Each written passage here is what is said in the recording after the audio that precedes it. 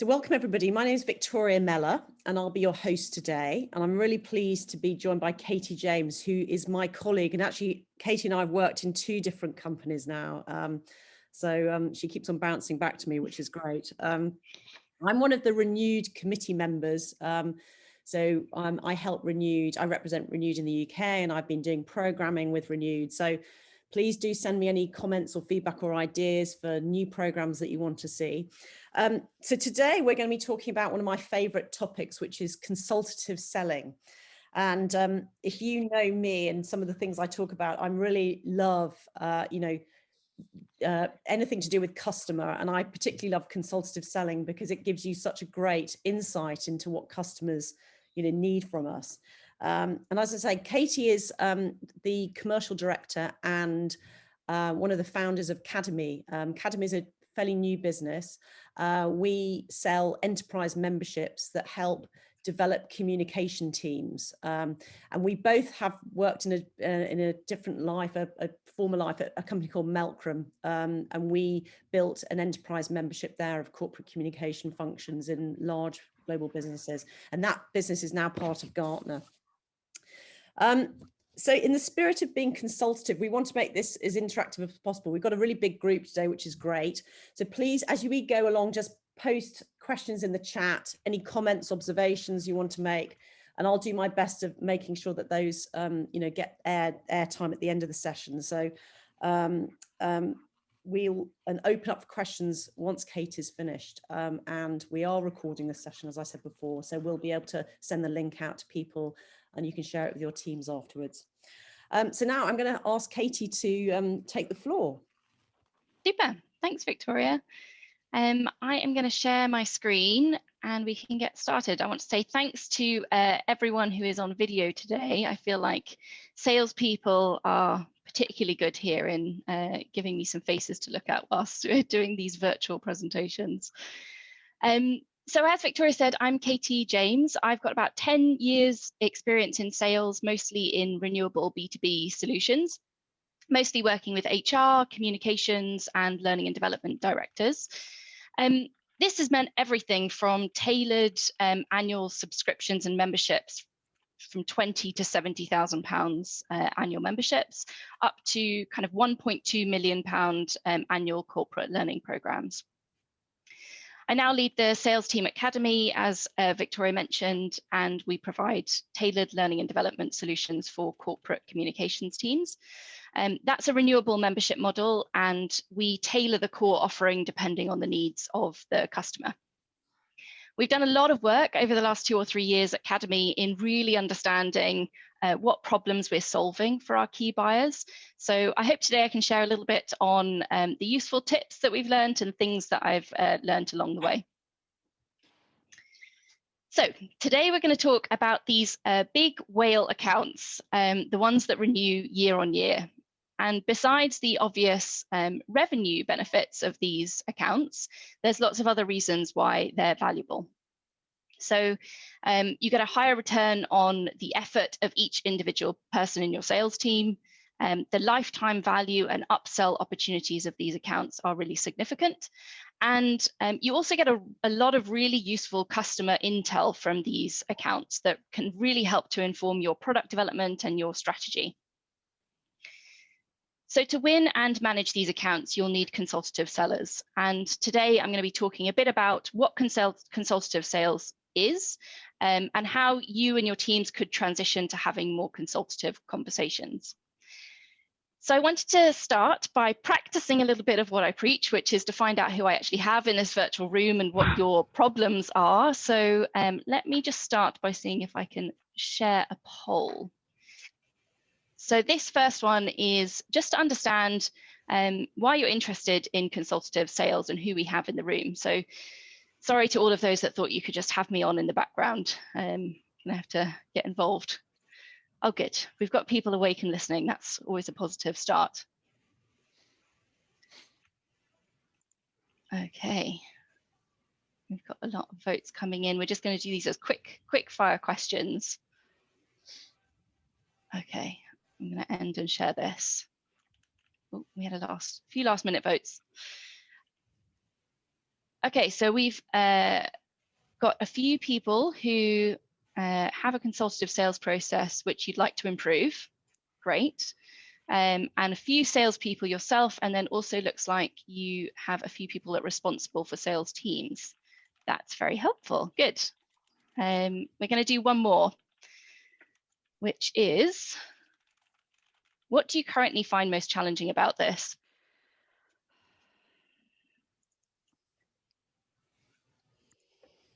So for those of you that said you wanted to improve your consultative sales process,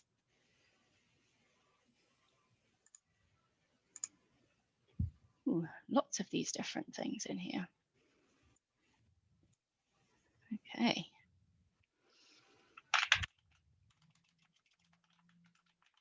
Okay, identifying and reaching key buyers, that's great. We're going to be talking about that later in the presentation.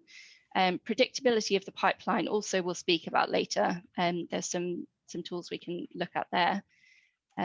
Understanding and appreciating what's involved in the consultative sales process. Fantastic. So we're talking about the right stuff. That's a good start. Right. Thank you, everyone. So for those of you that said you wanted to know what's involved in a consultative sales process, let's start there. In simple terms, a consultative sales process puts the prospect at the center of your consultative conversation rather than you, your organization, or your product. So you should have a good understanding of your prospect's potential challenges, be good at asking some challenging and powerful questions, and be prepared to tailor your solution and your conversation depending on what you find out about your prospect. Reminds me a little bit of a conversation I actually had very recently with a Kademy member about their renewal. And I got talking to this customer about what she had on her plate for this year and what was going on. And she started to tell me about a change they were making to their operating model. And this had two major implications for her personally. One, she needed her team to be better at change communications. And two, she had been asked by her CEO if she could map out her communications team and propose a new operating model for her function. And she did not know where to start with either of these two challenges. And with this information, it made the renewal so much easier because we started talking about how we could solve these problems for her rather than talking about the fact that Kademy does change communications training. Mm. You don't need a consultative process for everything. So if you were opening a new office and you needed to get paper and ink cartridges, then you'd get really annoyed if a salesperson started asking you about why paper was going to be important to you or what problems it was solving. But for a more complex solution-based sell, there are benefits to your sales team following a more consultative process. So higher conversion rates from proposal to win, more information about your customer needs, which is really gold dust when you're looking at product development and information for your delivery teams. And you also embed your organization in your customer's world in a much better way. And this can be really well reflected in better renewal rates. Plus, they actually also look forward to speaking to you, which actually makes the whole thing more enjoyable for everybody. So before we get started talking about what happens when you get in front of a customer, let's talk about what needs to happen before. So where do you start? From my experience and from my experience in sales, it's about having the right sales team, targeting the right buyer at the right organization. Sounds simple, although in that poll we saw at the beginning that a lot of people are looking at how do they get in front of the right buyer. I'm not going to spend loads of time today talking about how the best setup for your sales team might be, because this will depend on each of your individual circumstances. But there are a couple of things to note on this. So firstly, if your organization is currently not set up to sell big ticket items or enterprise sales, then you need to think not just about who is making that initial sale and whether they have the skill set for it, but also how do you plan to manage and renew these accounts afterwards. So customer success teams, account management teams, things like that. Second is don't make assumptions that all your product salespeople can or want to be consultative salespeople. What motivates each individual salesperson might be different. So, for example, some salespeople like a quick return on effort, and 3 to 6 to 12-month sales cycles is going to be really demotivating for them. So, targeting the right buyer. Here's an example of my lovely buyer on the left. I wish they all looked that friendly. But on the right, you'll see here the information that it would be useful to know ahead of time about that prospect.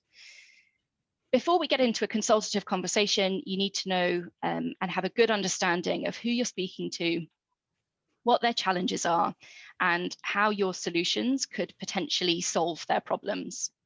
Many of you will have done buyer personas, or at least have thought about who this key buyer is.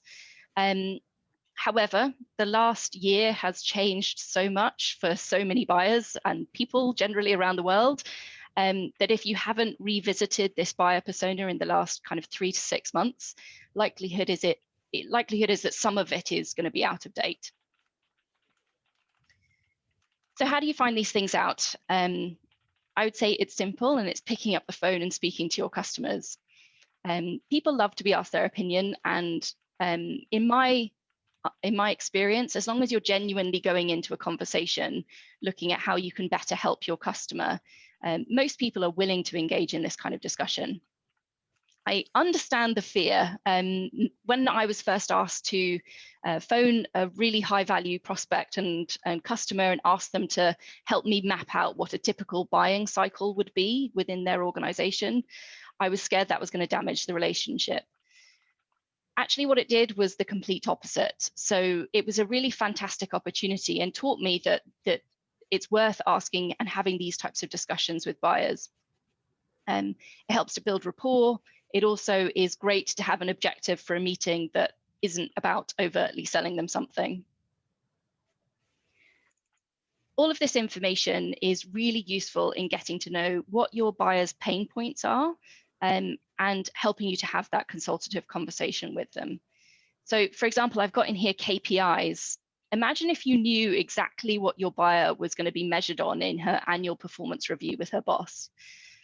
Imagine being able to position your solution as helping to make her look like a standout success in that next conversation. How do you think that would change how you have that buying conversation with her? Or take one of these other points around finding out what she's spending money on. This is either going to be something your company does, and therefore you can pitch to solve that problem, or it could be potentially something you can align to. So for example, at Kademy, a comms team might spend thousands and thousands of pounds on a collaboration platform like Slack or Yammer. Whilst Kademy certainly doesn't offer collaboration platforms as part of our solution, I would definitely be talking to this buyer about how training leaders on the basics in communication or tone of voice is going to be something that makes or breaks that type of project. And in doing that, I've firstly built my credibility and shared knowledge from other organizations. 2, I've tied my membership to a high value project in her world. And 3, I'm instilling some good old fashioned fear that if they don't do this type of training, that the investment that they've made in this platform is going to fail. So you know who to reach out to. The next step is targeting the right company. So what criteria do you have for key accounts? For Kademy, for example, we target global organizations with over $1 billion in revenue and communications teams with 8+ people. We know that these are the types of organizations for us where we're likely to add most value. Our content is best targeted for those organizations, and they're likely to have the right kind of budgets for what we're selling. You might find when looking at your target list that you have key accounts hidden within your existing customer base, particularly if you're currently working on an individual subscription model. So some tips on kind of what to look for. one, look for companies where you already have individual subscriptions from the same organization, so multiple individual subscriptions from one company. You already have a use case here on the value that you're bringing to the organization. You might have champions that you can contact and get an into that organization. And you can also build a case for the company getting more value and it being more cost effective potentially for them to look at enterprise-wide solutions. Secondly, look at referrals and warm connections. So use existing enterprise buyers to make introductions and referrals. Keep track of them in where they move to. Often, particularly in my world, the same people move into similar roles in other organizations. So CRMs, I'd say, are kind of vital for that, as well as useful tools like Sales Navigator. And also find your champions. So there might be people that are already big individual buyers or advocates of yours. They might not be the decision maker, but they could potentially make introductions or give you really important information about what's going on at the company or tell you who to reach out to. And once you've identified these accounts, there's still some research to do before you step into the conversation with your target buyer. This is a template that I used to use in a previous role for my sales team, and I use something similar when I'm preparing for big meetings today. This doesn't have to be hours and hours of work. It's just some simple steps to make sure you've looked in the CRM, you've looked at the news, you've looked perhaps in their annual reports, and this can give you really valuable information that saves you time in the long run. It also makes sure that you don't make a fool of yourself. You might have all the information about the pain points, the KPIs, and their buying cycles, but if you don't know that they had a new CEO start the week before, then you can lose credibility very quickly. It's also useful to help your sales team start thinking about possible angles and ways to pitch their solution. So in a previous role, I was selling English language training to big corporates, and my team was always looking in the news for companies that have just made large international acquisitions. We knew that that was a perfect use case for selling English language training, and it meant that the impact of those kind of acquisitions was really big. So it was something that they would want to make sure they're getting right. I have a question. So on that form, I love the presentment of this form. It's fantastic. I don't see on here like a decision tree or who are the key players. Is that part of that form that we just can't see, or because I think a lot of times you go into these key accounts and you really don't know who the decision makers are, in sales terms, and they're just kind of go in blindly, if you will. And so all these things are great, but it's equally as important to know who the actual key players are, decision makers. Do you have that on this form, or is that something different you're going to touch on later? Yeah, no, I think this would definitely form that part of this form. So this is one that I used at a previous organization, and I've actually done a few different versions of this. And I think you'd probably, depending on what you were selling, you'd adapt this to your specific needs. But I think looking at org structure or decision makers and influences is definitely something to map out at this stage, and probably something you'd add to as you develop your conversations. Thank you. Thank you. So you've done your homework and you've booked some great meetings. And so what's actually involved in that consultative conversation? So this visual outlines the possible steps that you might have in a consultative sales process. The first stage here is engage. So this, for example, at Kademy might be a target buyer at a target organization sending in an inquiry about a course on our website. It's this next move that I think differentiates a consultative and a product-led approach. So the trap that most people or some salespeople fall into is getting really excited about all the things their company does and telling the prospect all about it. And the problems with this are that it becomes about you and not about them. So you're creating a selling atmosphere rather than a buying atmosphere. You don't know what the value drivers are of this person. And you could spend a lot of time and energy on someone that isn't even a decision maker, to your point just now. However, if you have done the previous steps and you've done your research, you might already have an idea of what some of these possible business challenges for this organization might be. And you might be able to share some valuable insights with them and some stories from other organizations that will be relevant to them. You can then start to look at some powerful questions to uncover what their need is.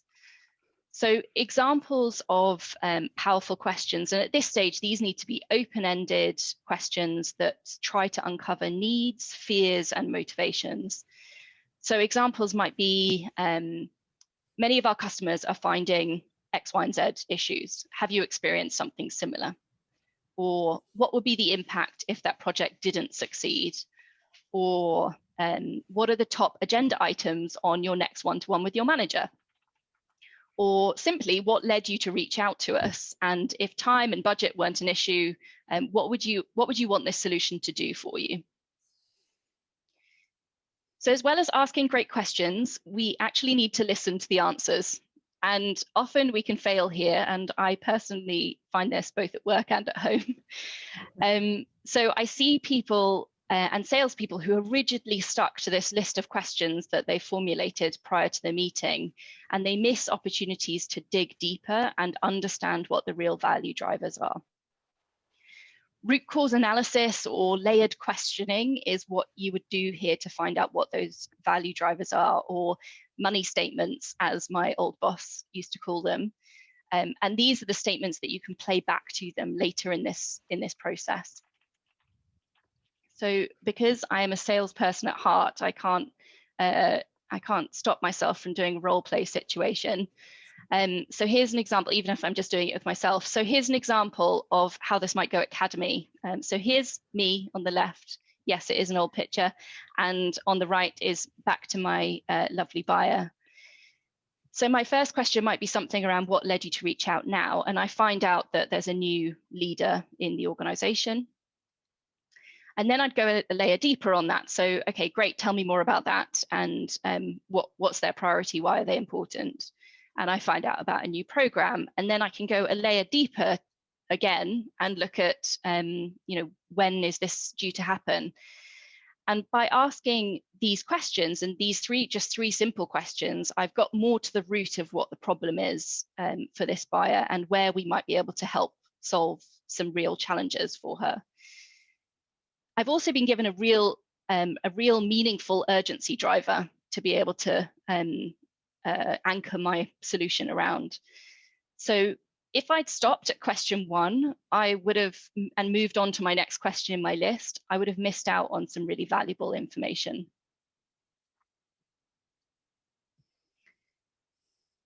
The next step is test. So this, and that's slightly what we were starting to do in that third question around, when's this going to happen and how urgent is it for you? Test is where you start to look at how urgent and how important is this potential problem that we could solve. So we start to do that in the third question. Another way of asking this might be something like, what would be the consequences of getting this right? And then you'll start to hear things like, in that example, it might be, well, I'd look really fantastic in front of this new leader, or that new leader will look really fantastic in front of the board, or if this change program fails, it's going to cost us millions and millions of pounds. And those are the types of business priorities that you want to be able to start tying your solutions to. It's also worth noting that this process is unlikely to be one conversation with one person. A recent Forbes article showed that the average number of buyers in B2B buying decisions is between 6 and 10. So at Kademy, our sales cycle, is 3 to 6 months. So for me, I could be in this testing, tailoring, and conversation stage for many weeks with many different people. If you do this process right, then selling and closing is much easier and often becomes more of a collaborative process. So I'm in the middle of a sales process at the moment with a large FMCG company. The last call that we had was solely to co-create the proposal that I was going to put in front of her, so that she had something that she knew would really appeal to her boss. And that's when you know you're developing a real partnership and more of a consultative approach. A bit of light relief here. Here's some examples of what not to do, and people that have clearly not followed this process. It's a selection of emails and LinkedIn outreach that my colleague Alex and I have had over the last 3 weeks. These are extreme and silly examples, but in each of them, you can see that all of these people have jumped straight to the sell stage, and even before they've engaged, to be honest, and they've shown very little understanding of the Kademy business or of my potential business challenges. Although I am slightly intrigued still as to what Matt meant by more leveraged. So you've had some great consultative conversations. You're moving towards a close stage. So for this latter half of the presentation, we're going to focus in on how do you optimize for a successful close. So this is useful for both those that mentioned in the poll that they are that they're salespeople themselves, and it's also useful for those that are managing a sales team. And this is about really looking and understanding your conversion rates. So first, knowing what the average conversion rates across your sales team are is very helpful. It helps you to identify where there might be strengths in your sales team and also where there might be training opportunities. The other thing this does is by working these ratios backwards against your sales stages, you can start to set some really realistic and meaningful activity targets, which in my mind are just as important as revenue targets for your sales team. So this is the way you would use it. You've got, in this example, your Q4 target is £100,000. And your typical sales value is 25,000. So you'll need 4 of those £25,000 sales to get to your target. I've included here some typical sales stages that we might have at Kademy. And so, for example, in this, you can say, for every 3 proposals that we create, we think that we'll close 1 of those. So we can work backwards to say, we need to be producing in this quarter 12 proposals to be able to make sure that we get our 4 wins. So you can work that backwards all the way to how many conversations does that mean that I need to be having on a weekly basis to make sure that we're getting to the conversion rate of hitting and exceeding that Q4 target. Your ratios and your sales stages are likely to be different. So it's worth looking across your sales team and looking at what are your averages across the sales team for each of these different stages. Maybe look at other organizations that are similar to you. So what's the kind of industry standard across the organizations that are similar to how yours operate? But having this benchmark, even just looking at what are your average conversion rate ratios, allows you to, as I said, identify where the strengths are in your sales team. So you might have someone who is a fantastic closer. They close 1 in every 2 proposals that they create. But they're still not hitting their sales targets because you work backwards and you see that actually they're not converting enough meaningful conversations into meetings. And then you can start to look at how you fix that as a sales manager. So is it that you get someone working on getting more meetings for this person, or is it some training to help them to schedule more effectively?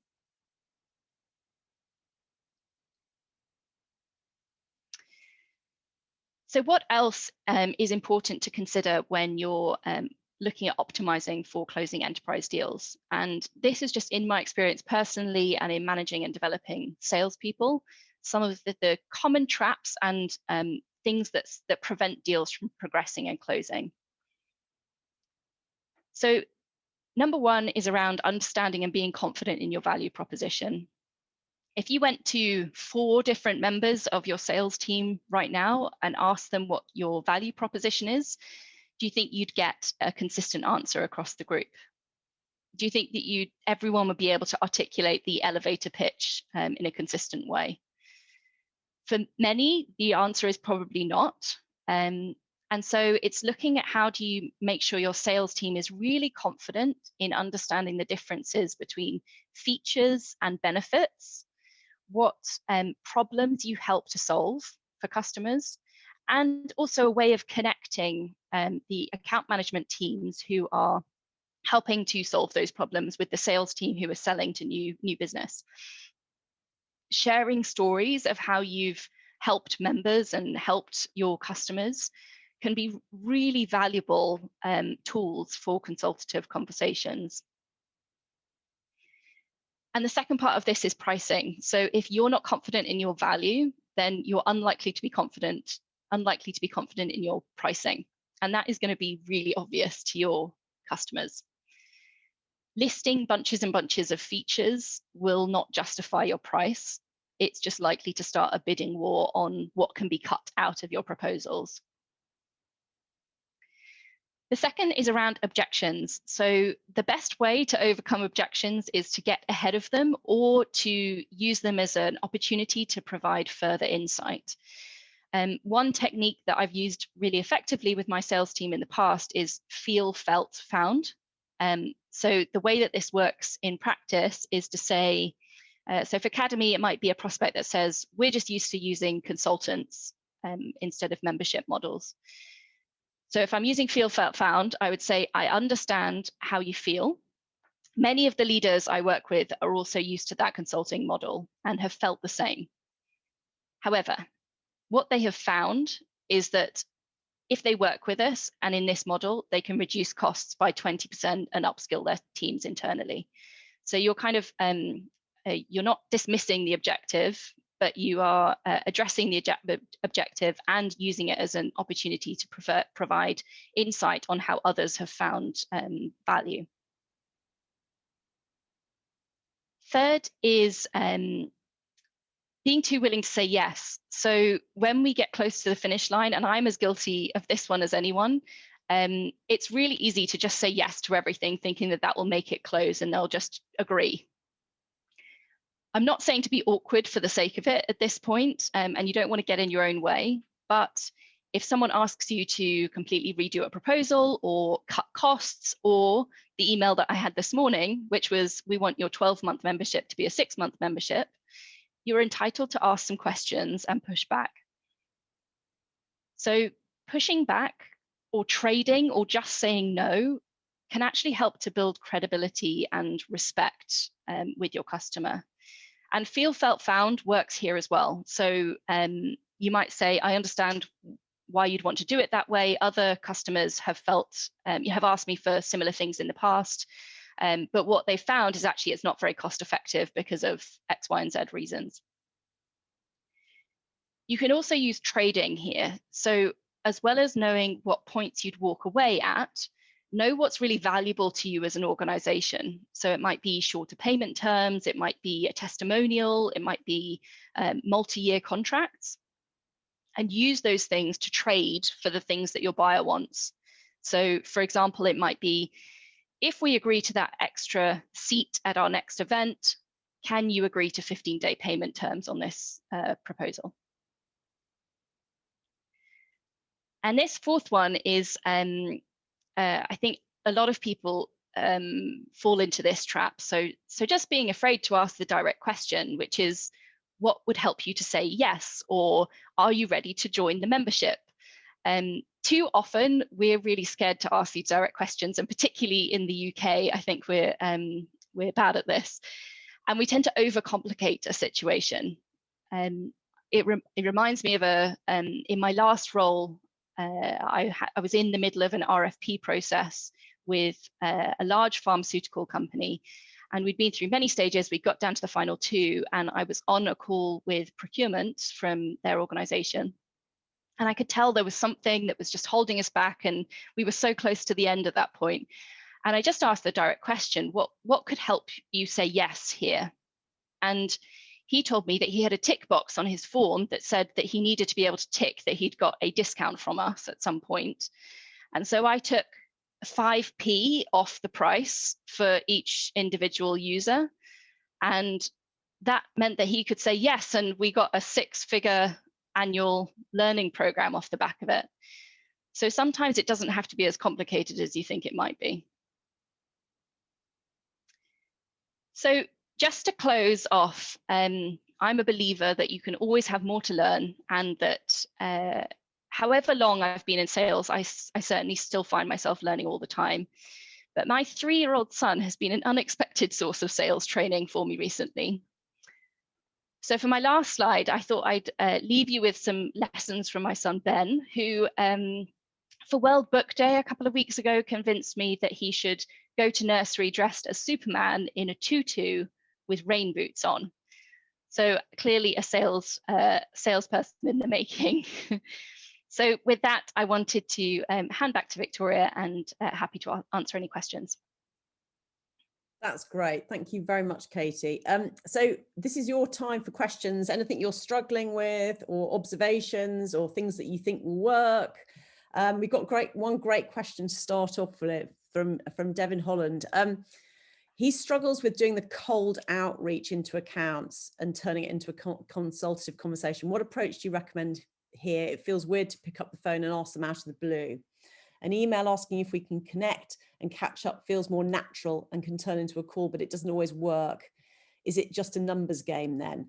What are your sort of tips for doing that? You know, it's inevitable. Everyone needs to pick up the phone. I think that's just realistic, isn't it? It's not going to happen for you. But what are your tips for making that happen?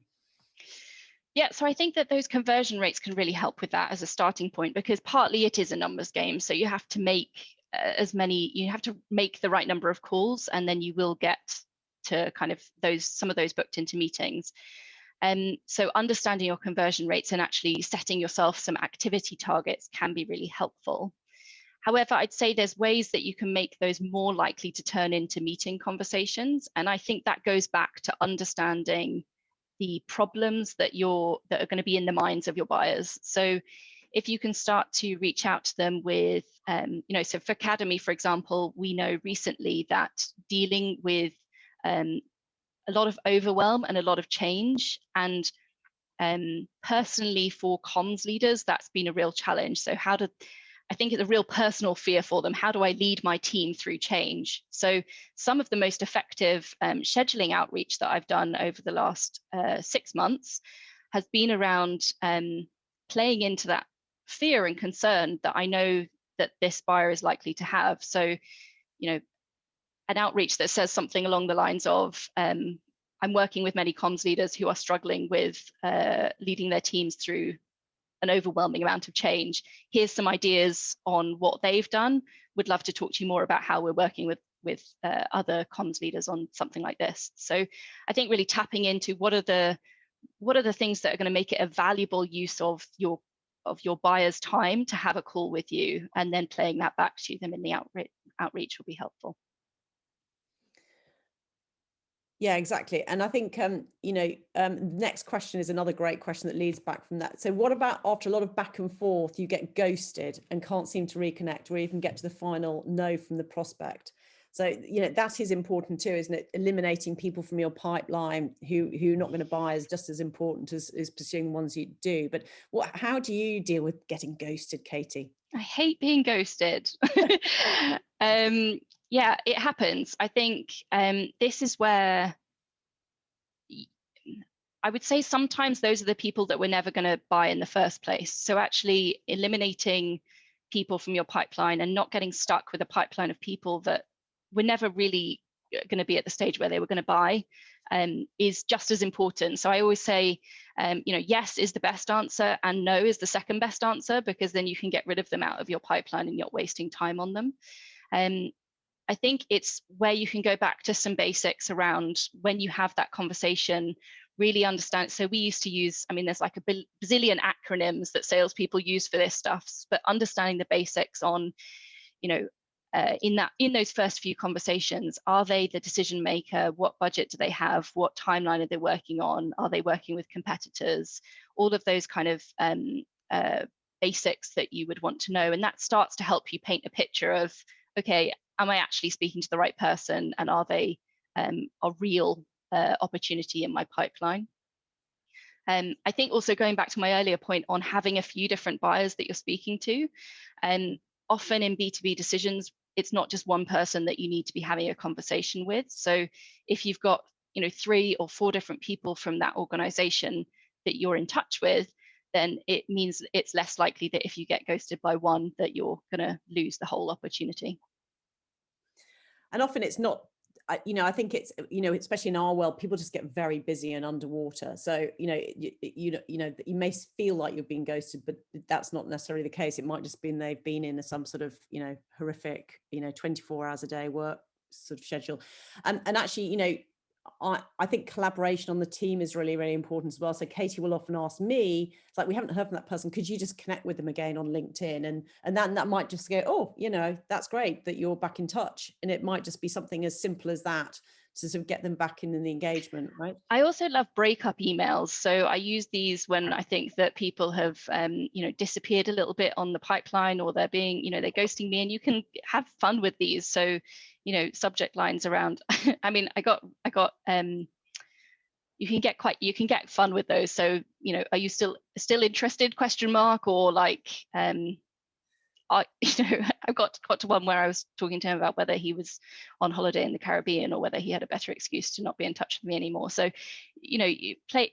People get a lot of emails, so playing with a bit of humor or something at that stage can just help to kind of snap people back into, or guilt people back into giving you a response on something.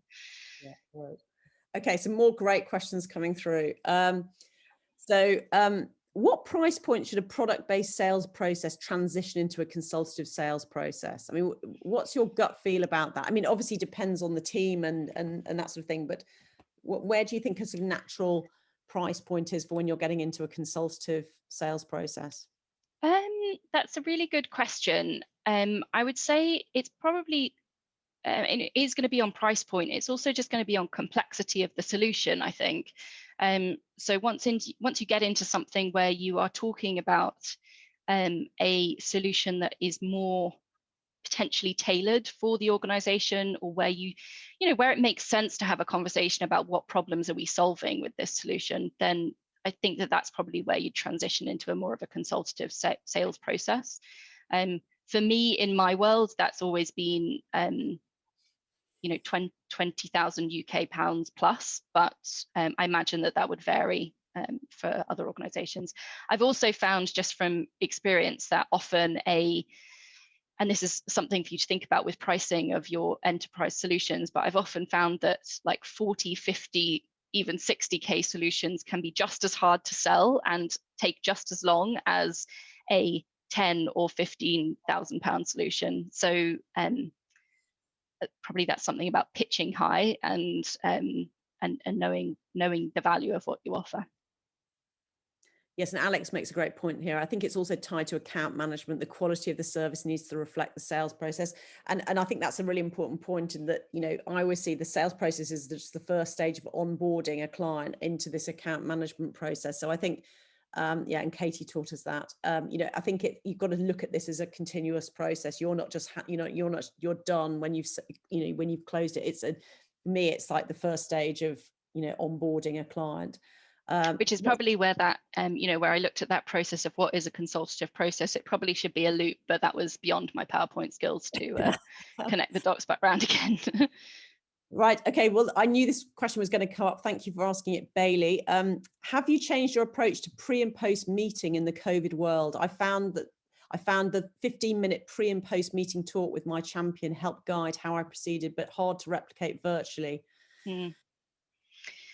Yeah, so I mean, I think lots of things have changed with selling over the last year. I think for me, it's meant that we've had to, as I said, revisit what those problem statements are. So for us, our buyers' issues have changed over the last year. The things that we're solving with our solutions have changed. So having to kind of revisit that.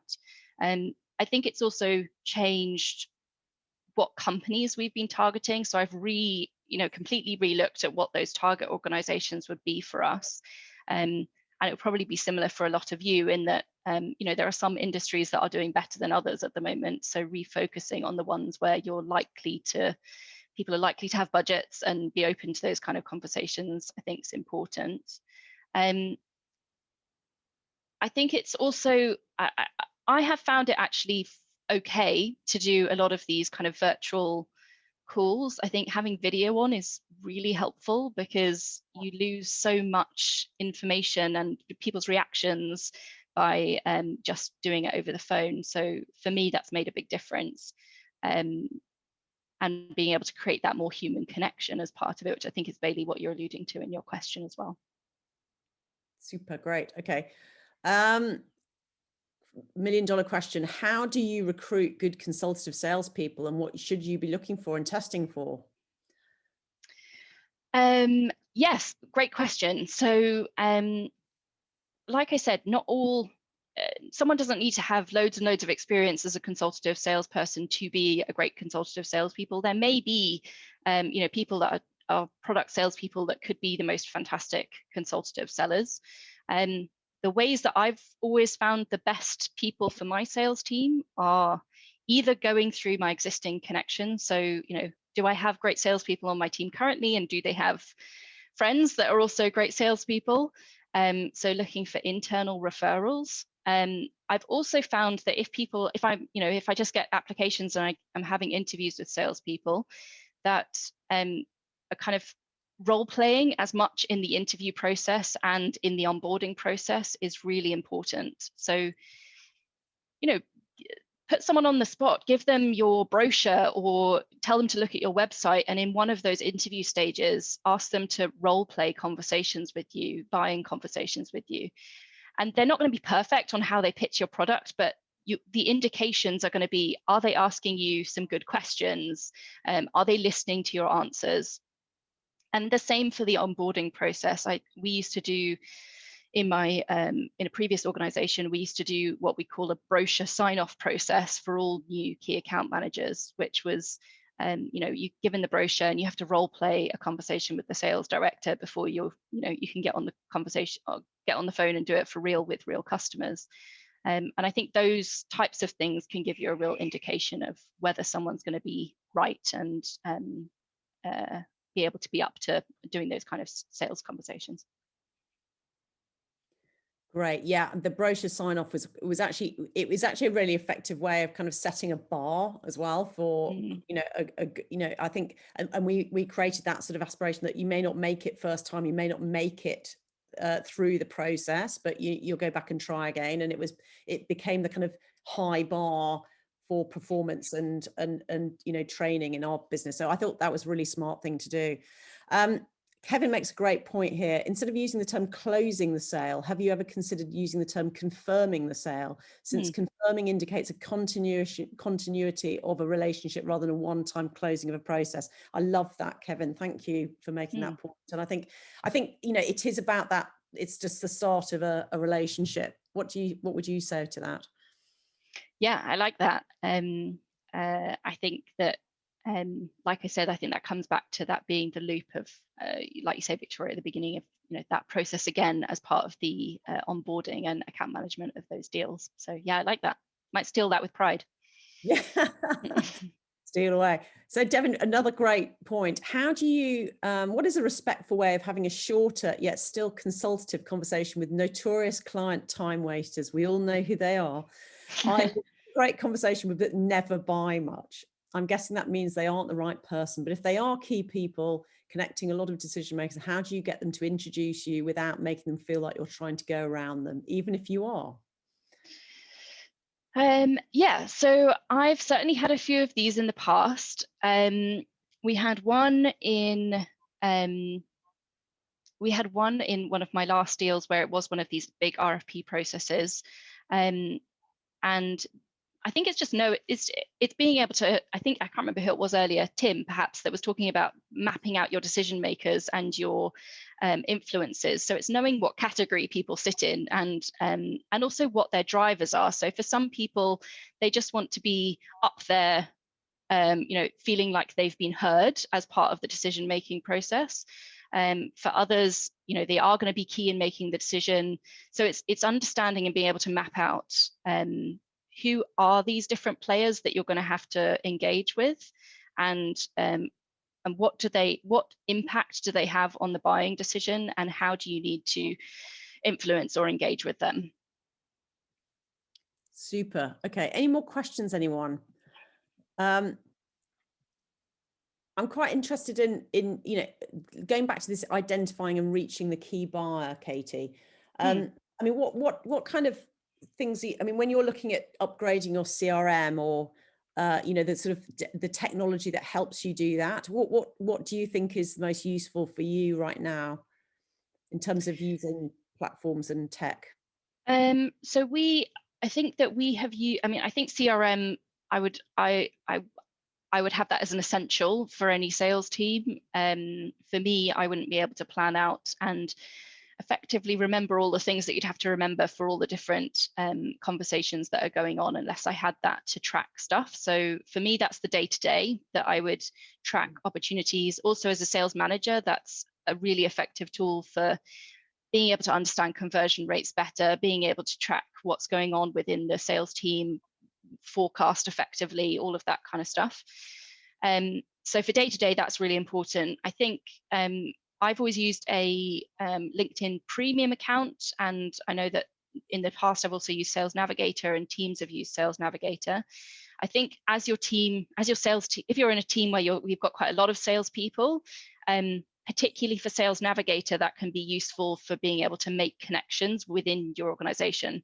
So I think Victoria mentioned earlier, sometimes I'd say, oh, I can see that you're connected with the person at this organization. Can you make an introduction?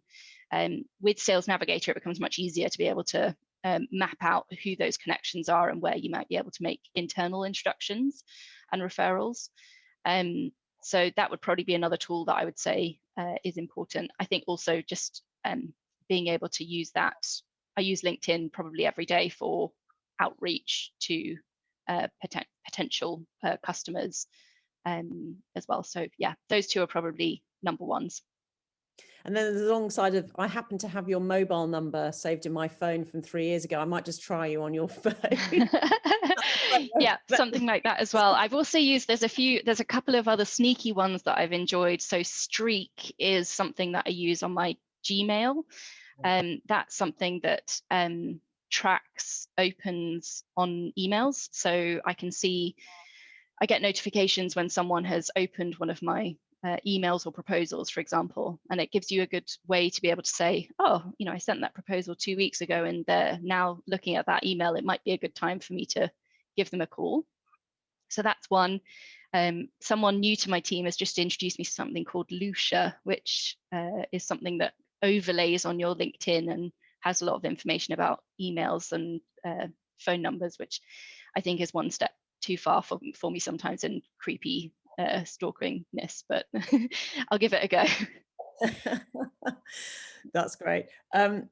So let's go back to this, you mentioned the RFP tendering process. How does the consultative sale process fit in with that RFP tendering process? And what are your tips around, getting the proposals successfully through that?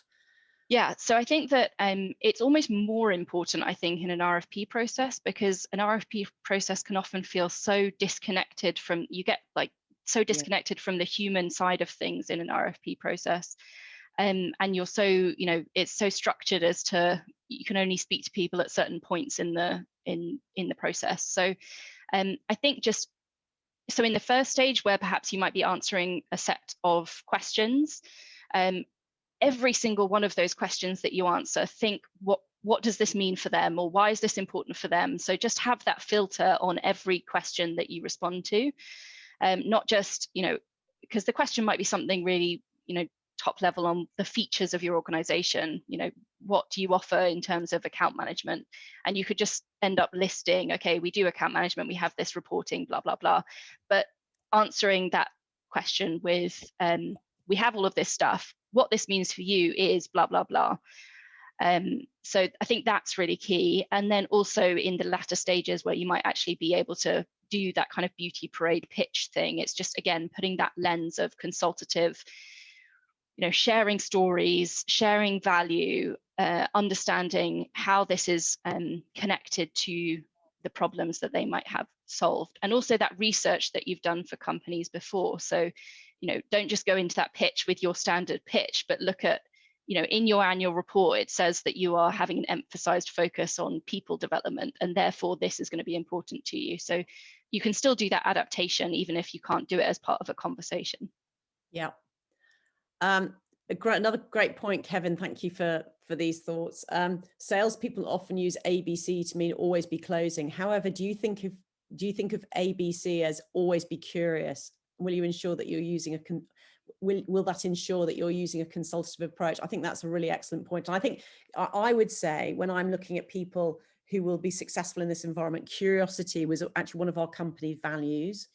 And that's, as Katie's point out, that process of root cause analysis is, you know, being curious about people. Why is that important to you? And, you know, how can that, you know, how, you know, and I think curiosity is a great word to use here. Okay. Gosh, I think that's the point about being genuine as well. So when you're asking all of these questions, you're genuinely trying to go in with a curious attitude of understanding why that is an issue for them, rather than just kind of throwing questions their way. Bailey asks, do you have a team identifying what potential RFPs could be coming down the road? I find a lot of times the RFPs in my industry are written in a way that for a preferred vendor to win, so that, you know. Yeah.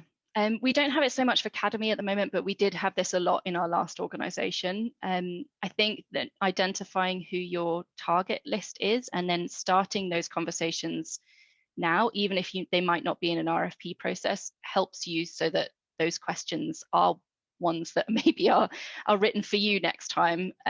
We actually, at my last organization, we had a list that we wrote of, if you're about to plan an RFP, here are some things that you might want to think about and some questions you might want to ask. And actually that was great for sending to customers where you'd had a conversation, you built a rapport, you built a relationship. It's obviously self-serving, but actually when they're thinking about writing an RFP, that can be really challenging and you don't know what to ask. So you know, give them the questions that they might want to ask in an RFP.